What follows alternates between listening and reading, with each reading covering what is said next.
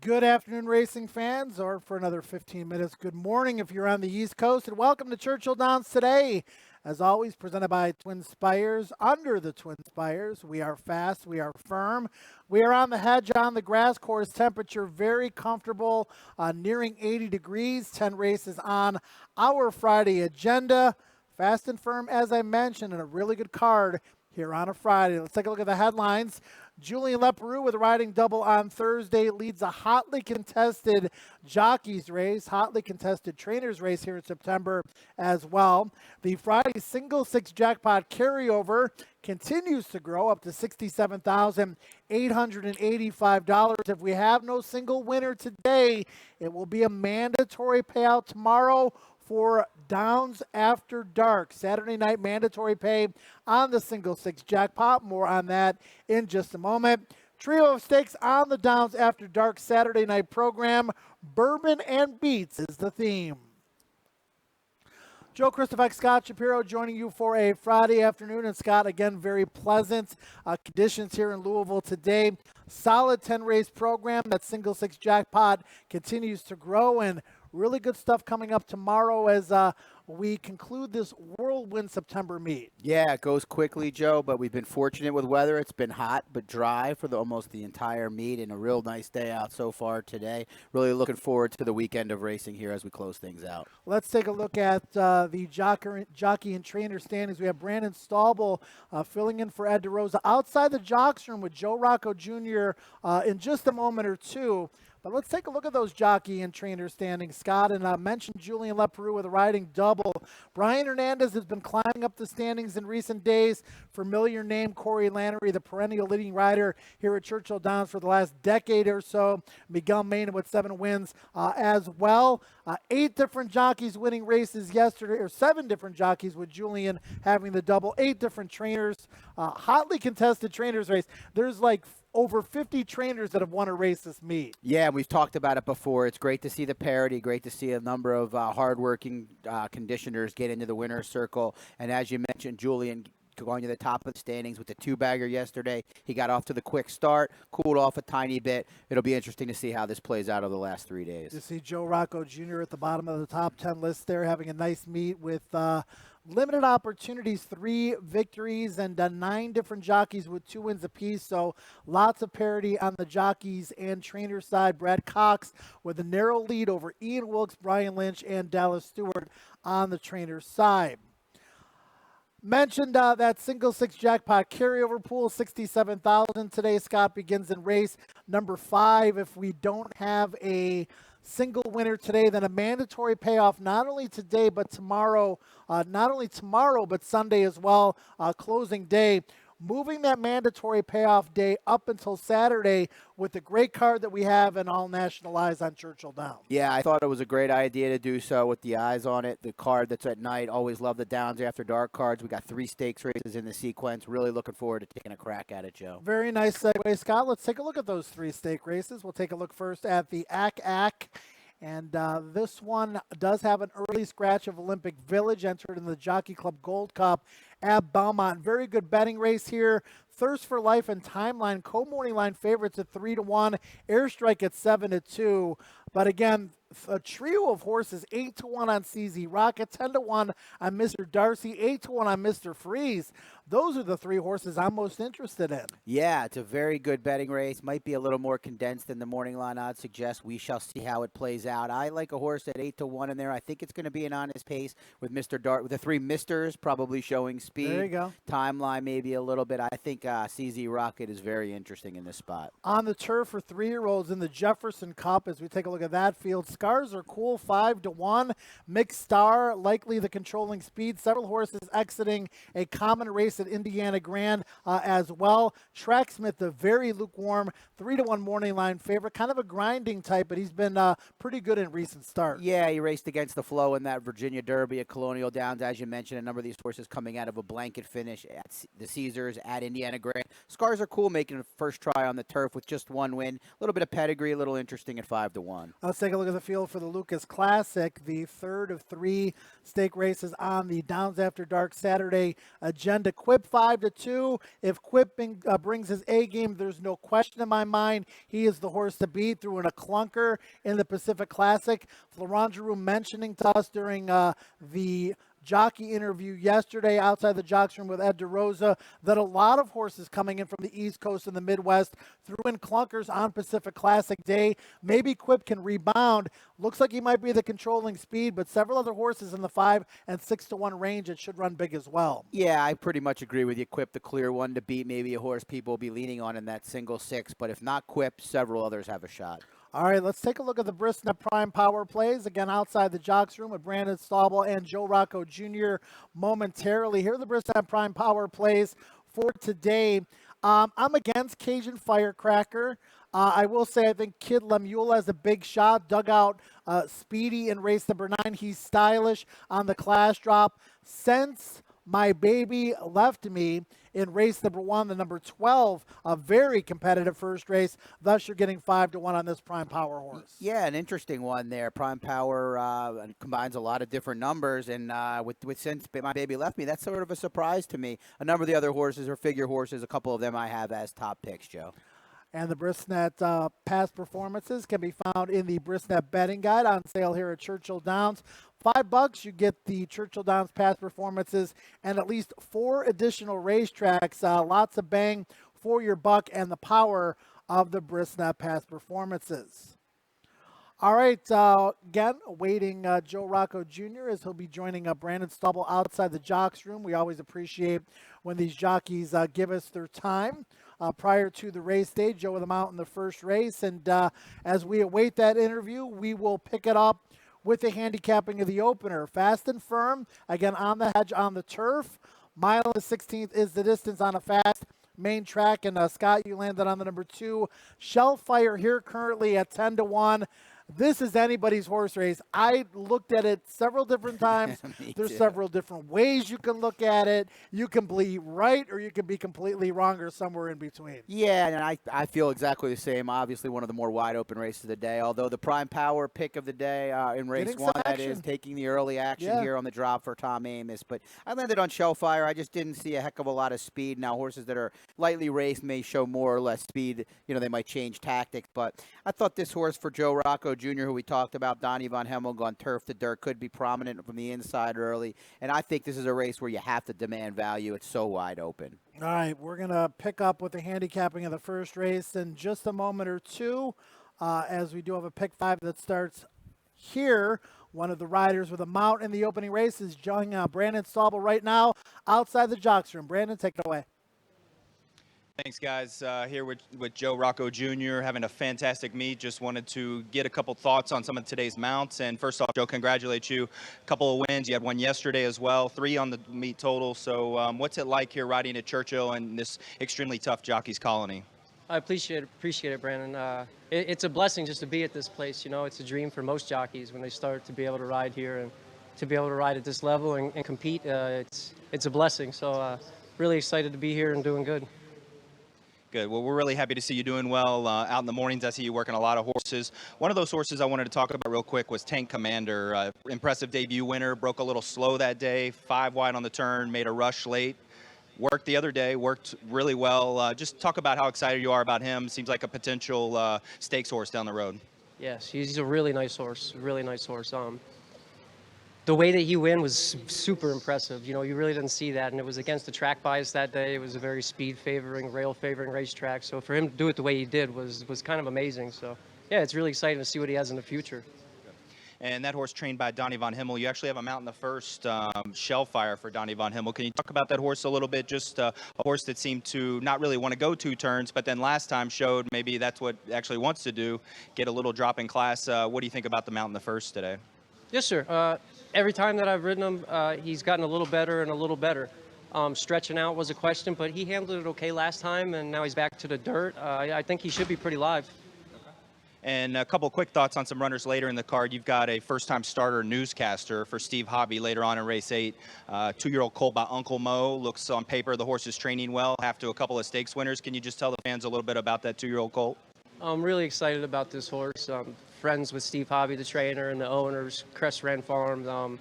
I rode his sister, Tismiz Sue. She was a really nice mare. So he's done a lot of really cool things in the morning, and I'm really looking forward to see what he can show in the afternoon today. So fingers crossed he shows up and does what we think he can. And in the last, and not to put any pressure on you, Joe, but my top pick and my best long shot today is Mr. Dumas or Dumas in the last. Seems like last time at Kentucky Downs, the chart says 19 links back at the first call. Was there a little bit of a slow break that day or a little trouble? He broke well. Going down the hill, he got squeezed really bad and slammed between horses and lost all his ground. When I found room for him to run late, he came flying down the stretch and galloped out really well. So I don't think distance or turf is a problem for that horse, and I think you made a good pick there. I think he's a really nice horse as well. So, yeah, stretching out for the first time today, has speed. Are the jockeys aware of maybe how the turf course, how firm it is right now, and the fact that speed's carrying? Do you think about that at all? Constantly, especially with the turf, and we also have to take into account where the rail setting is and on the hedge, and we constantly have to do that. And as the races run throughout the day, we watch the races and see how they progress and, try to ride accordingly. And the last thing I just want to talk about is maybe some winter plans. I know we're a little bit far away, but when you think about it, it's just a couple of months before we're going to be talking about winter.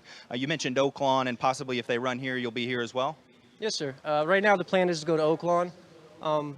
Tentatively, we'll see what they're going to do here at Churchill. If they run here, it adds another something to think about. At least it would be somewhere to ride in between here at Oaklawn if I didn't end up staying here. But it's exciting to see racing in Kentucky keep evolving and getting better and better. Joe, we appreciate the time. Thanks a lot. Thank you. Well, thanks, Brandon. Great stuff there. Great insight from Joe on all three of his mounts, and obviously the situation and the ever-growing purse money here in Kentucky. The circuit has gotten stronger and stronger, like he mentioned, and if you can stay here, why not?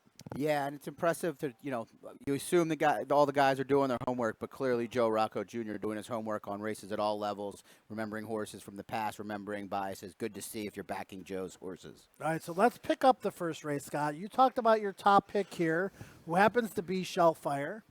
Any added confidence from what Joe had to say there? I'm not lacking any. I mean, I bet you're going to see it go from 10 to 1 to 8 to 1, maybe a few people putting a few bucks in, as there's not only 2,200 or so in the win pool very early here. But, yeah, why not? I mean, I would hope he thinks he's got a shot to win, but right. Sure. And you're getting the right price at 9 to 1 right now. I went with Cowboy's Dream. I kept going back and forth on this horse. Kept thinking to myself, this horse keeps getting entered over his head against special weights. On the turf, off the turf, fast dirt, just one try, came way back in the beginning of the career. If this horse runs the way he's been running on turf on the dirt today against maiden 10s, he's going to win. That's a big if, though. Capital I, capital F, 9 to 2, square enough price. Declan Cannon riding in good form. Yeah, I picked him for second. He's shown tactical speed at 2 turns and on the turf. Like you said, they consistently running him other than one race at the special weight level. Definitely an encouraging sign. A little discouraged that they would drop him right in for 10. But with these purses being what they are, maybe Chris Hartman just being real, he obviously places his horses where they belong. Race 2 seems to lack a little bit of early speed. $20,000 maiden claimers traveling that tricky 7.5 furlong distance here, Scott. And you landed on the number 8. That is Go Get That for Robertino Diodoro, who's having a nice meet here at Churchill Downs. This one coming back, I should say, from a summer vacation. Saratoga first off the claim. Yeah, like you mentioned, there doesn't appear to be a lot of speed in this race either. This is a horse coming out of 6 furlong races, first off the claim for Diodoro. Was because mid-pack, just 3 or 4 lengths off the lead most of the race at Saratoga that day on August 2nd. I'm expecting him to get out of the gate and be prominently placed by David Cohen, maybe on the lead, maybe right off it. But I don't think this is the strongest group. 5 to 1, probably wishful thinking with the scratch of number 10, Packed House. But Go Get That seems the likeliest winner to me, Joe. Yeah, I've got that horse picked second. I give a slight edge to Tauber here, and I know the 2 recent races on the grass around 2 turns came from way out of it. But if you look at the dirt sprint race, wasn't that far off the pace. Maybe that will equate to being a little bit closer in the race today and is kind of going to kind of need to be. I just kind of saw this race as maybe a battle of wills that he could win. Yeah, I mean, he struggled to get out of the gate in just about every start. Even that race, he wasn't that far out of it in that August 9th race that you mentioned, but he did break last. And I'm not, it's a $280,000 purchase that Steve Asmussen entered for 75 right off the bat. Maybe tells you he wasn't, obviously being at 20, he's not one of the better horses in that barn. And Steve a little bit cold for himself, so a horse I picked in the back end for fourth in this race. Not impossible, but I do prefer others. Race 3 will kick off a pick 3 opportunity. We've got a Scratch a Broadway Cat in there. Yesterday's better betting, I did the win, place, and show ladder. Happened to be on my best bet of the day. Happened to win, turned $10 into $32 or so with a win. Had the horse run second or third, still would have made a slight profit, but we did get the full boat with the victory yesterday with Sherzak. Let's take a look at the better betting ticket for today in race number 3. Scott, going to take a little bit of a shot at a pick 3. I really think Peruvian Appeal or Ultimate Mo will win the third race, but I'm 4 deep in race 4, 4 deep in race 5. There are a couple logical horses in race number 5, but a couple of other horses that I like. 50-cent pick 3, 32 combinations, $16 bet. And again, it's all about maximizing your money based on your budget and your opinion.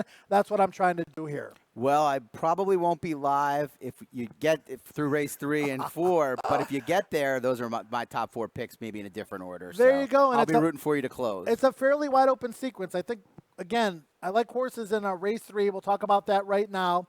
Peruvian Appeal, who I think is the horse to beat, and Ultimate Mo.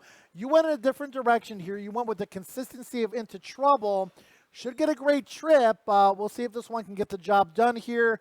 Does have 2 wins, narrowly beaten second in the last 2 starts. Yeah, I scratched out of my top pick, Broadway Cat, there, Right. I thought might have been on the upswing. I just think Into Trouble is going to get the jump on the on Peruvian Appeal, and Ultimate Mo sitting just off of Dark Corner. My concerns with Peruvian Appeal just seems to be going the wrong way since those 2 wins back in the spring, April 19th and May 25th. Ultimate Mo, to me, both wins are over the slop.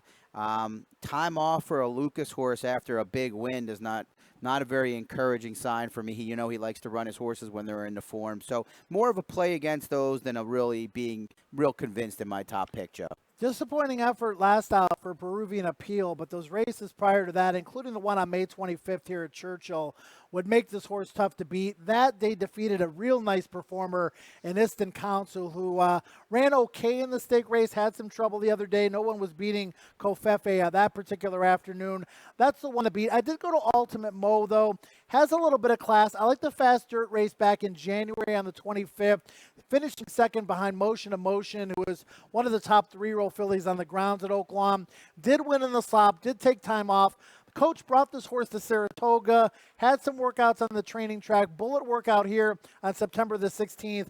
Looks like this one is sitting on go, and I know Coach likes to use Miguel Main on his live or more talented horses, so I just thought maybe this one off the bench was the right way to go. Yeah, I mean, certainly on paper that you have the 2 horses that make the most sense, especially Peruvian Appeal, but draws the rail, doesn't have a lot of speed, has had some issues getting out of the gate. Expecting this horse to probably be odds on with the Scratch of Broadway Cat, or maybe 6 to 5-ish. So, it's not a race where I have a real strong opinion, but I'm not in love with the favorite, so I went another direction. Right, completely makes sense. Okay, beaten $30,000 claimers, non-3 or 3-year-olds in this 6.5 furlong contest in the 4th. And pick 4 wagering starts here. And we're going to start with Scott's top selection, and that will be the 12 as we move to the far outside to find surge pricing for Eddie Keneally. Claimed 2 starts back out of a win. All turf, though, so far. Yeah, this is another race where there's a couple of horses that I think are going to take money. Cajun Firecracker, I know you're against as well, and One Man Party. Now, these horses are interesting because their best races certainly would be good enough to beat this field. I just see some red flags on both of them to make me think worth taking a chance against. So I kind of landed on surge pricing, who I think the outside draw might be beneficial with the tactical speed. Turf to dirt. You get Corey Lannery riding for Eddie Keneally, who's had a slow meet for his standards, hoping the dirt works and hoping the trip is what I expect. I'm hoping as well with my top pick. Number 4 on board, 12-1 in the morning line. More on this horse when we get to the signature plays, but This horse is run equally well, I think, on all surfaces. If it's turf, dirt, synthetics. The race at Kentucky Downs last time, that's when the inside part of the turf course at Kentucky Downs was very, very good. This horse was drawn post 10 of 11, was 4 wide throughout. The inside paths were really good when they took the rail down, and you want to keep that in mind. Dropping in for a $30,000 tag after coming out of a tough 25 starter last out, going back to the dirt races at Oaklawn against tougher competition, 2 other than, 3 other than. I think this horse fits like a glove, and the price is right. No, this horse does fit on a number of metrics in this race. The form is there. Prime power second in the field. The best average class if you're a Brisnet ratings user. Yeah, and that 12-1. It hasn't won in 2 years, but obviously this is a field full of horses that have not done a ton of winning. I like the price play, Joe. Race 5 is the start of the single 6 jackpot. Let's take a look at the results from yesterday, as we did have a sequence where I was absolutely shocked that there were some full carryover potentials and also a horse that could have paid the whole pool, because I didn't think it was that tough. As we take a look at it, Scott, we did have a 9-1 winner in that sequence. It was Holiday Stone, who I thought should have been a lot less than 9-1. Sazerac was my best bet of the day at 6-1. Curlin-esque, I thought that one was a little bit tricky for Cherie DeVoe. Yeah, I was going to say, you get a 9-1 and a 6-1 in there in races where there were horses significantly lower. They weren't completely wide open fields. And then you get race 7 where there were a couple of horses that were kind of steam type horses, right? Especially the horse that ran second, the Phil Bauer horse, went off the right. 9-5. I think that race was much more of a separator than maybe the 5-1 suggests. So that then makes a carryover pool of $67,885. Begins in race number 5, 20-cent minimum wager, 15% takeout. And if nobody, Scott, takes down the solo winning ticket today, then we're going to have a mandatory payoff tomorrow. Moved up from Sunday, as we do have a big racing night tomorrow, Downs After Dark. It'll be the carryover pool plus the new money in a must pay out mandatory situation again on Sunday and closing day. But again, that'll just be a one-day pool with that 15% takeout. Exciting tomorrow because all 3 stake races are part of the sequence. It begins in race number 4. Yeah, it looks like a great sequence. I got a little more work to do on the back end of the card, but the stakes races look very challenging and it looks like a situation where there could be a nice payout. All right, and Brandon Stubble's not afraid to attack a ticket, and neither are you, Scott. We'll see what you guys think as we send it back down to Brandon for a single 6 ticket. Brandon, always exciting to play this every single day, but with that mandatory payoff looming tomorrow, maybe somebody can swoop in. What do you guys think about the ticket today and the construction of it?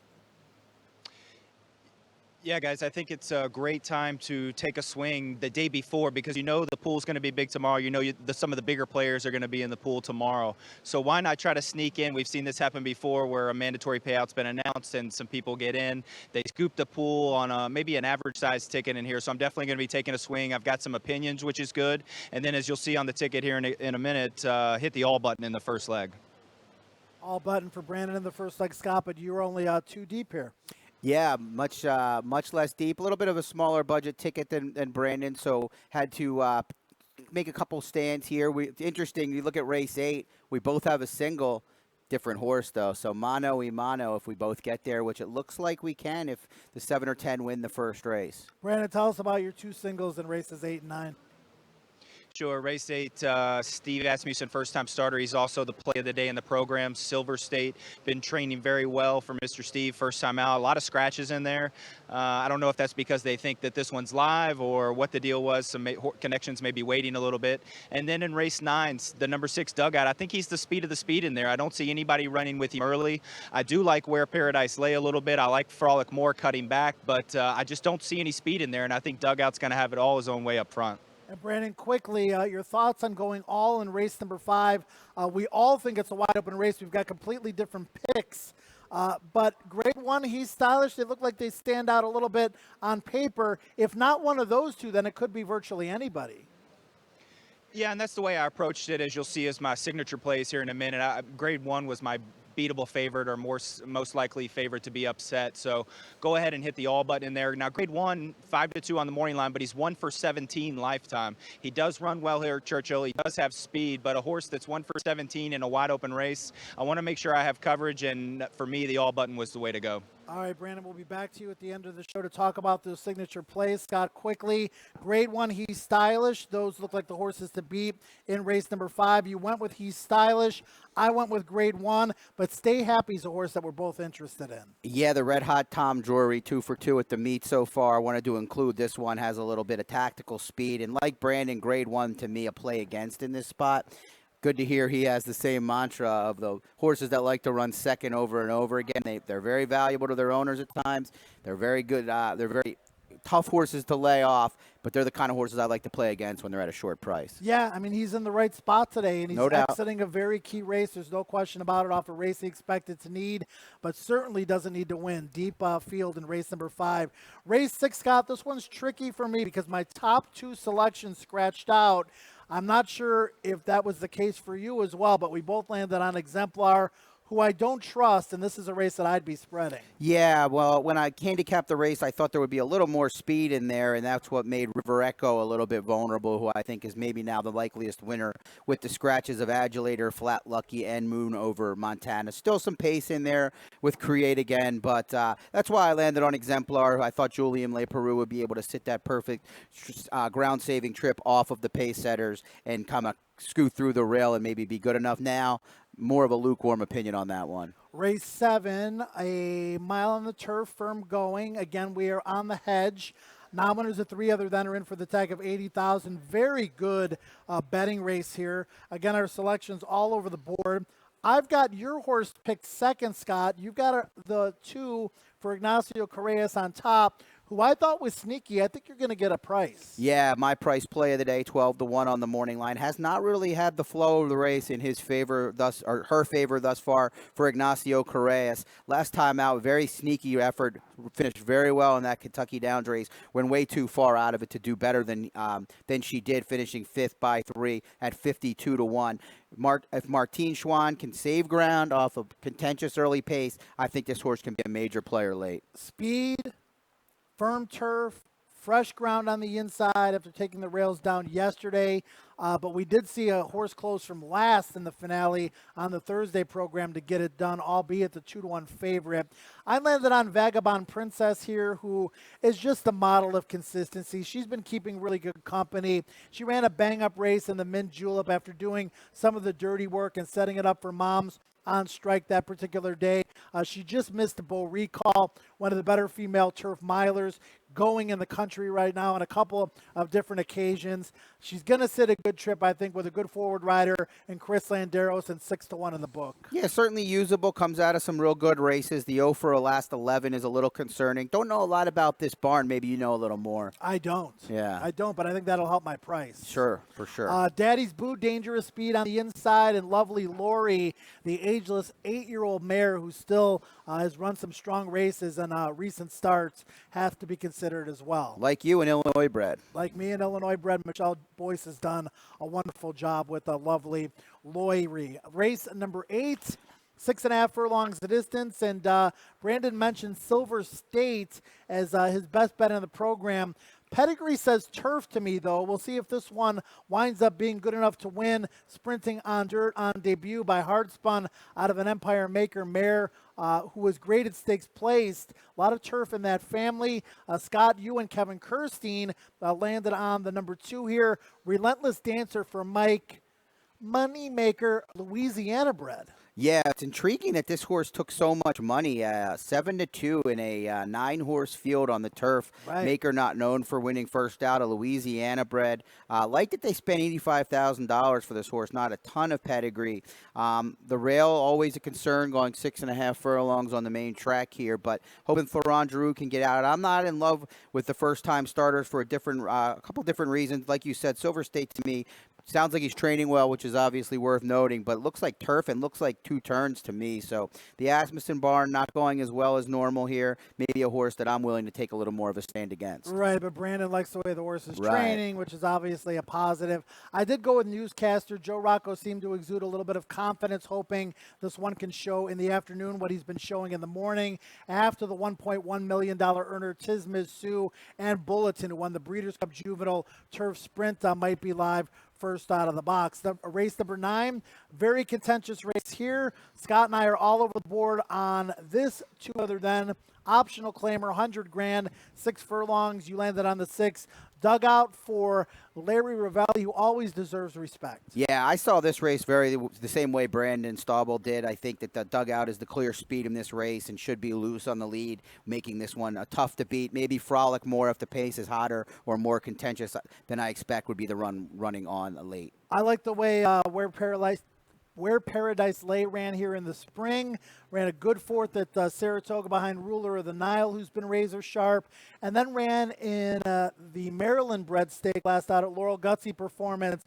Maniwa is a horse that has run mostly around 2 turns or longer distances this year, but I think he might be best sprinting. The best race of his season came on Santa Super Saturday at the fairgrounds, where he was second best behind Gray Attempt, who went on to win a stake race in his next start at Oaklawn. Maybe the cutback in distance, second off the layout for Maniwa, will be the trick. I know he's talented. Yeah, I think it could go either way. I would have liked to see Maniwa move forward a little bit more as a 3-year-old from his 2-year-old campaign. Maybe can get the trip on the turn back. Maybe not fast enough to keep up early and get stuck on the rail. Intriguing 10th race, 9 furlongs, A other than. High 5 wagering available here. And Scott, you went with the number 5, Kid Lemuel, who I think probably the most likely winner. He's in good form. He's proven on the turf, and he fits this race very well. I went with a total wild card on the outside, Billa Shock, who's coming in from Dubai, and I think might be a little bit sneaky good here. I think that horse could be sneaky. I picked for 4th, but I'll be using all 4.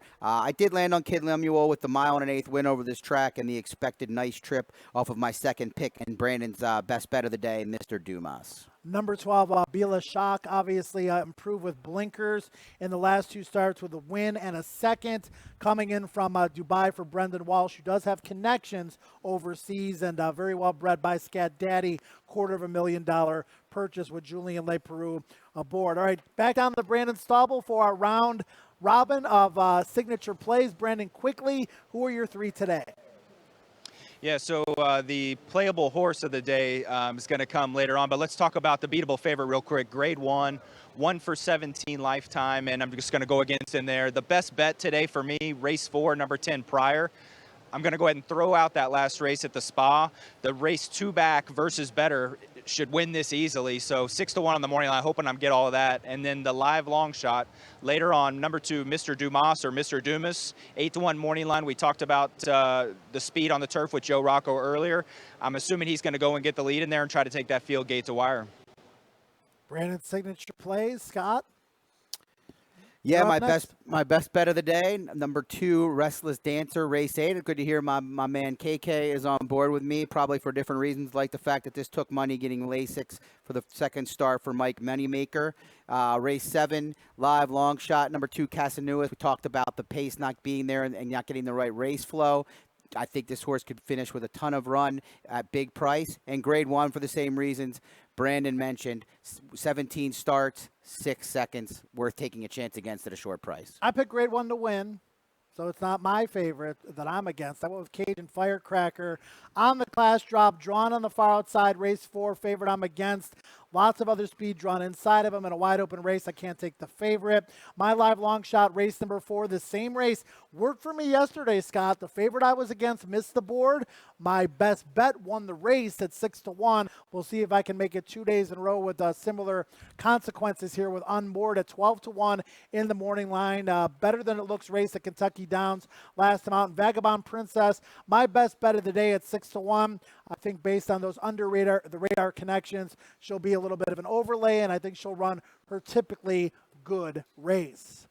26 minutes of post time for the opener. Brandon Staubel in the paddock all afternoon long with further insight and some interviews along the way. Scott Shapiro in the desk to my left, giving his analysis as well. Steve Buttleman with the national anthem. Travis Stone with the changes and the play-by-play all afternoon long. Enjoy this fabulous Friday under the Twin Spires.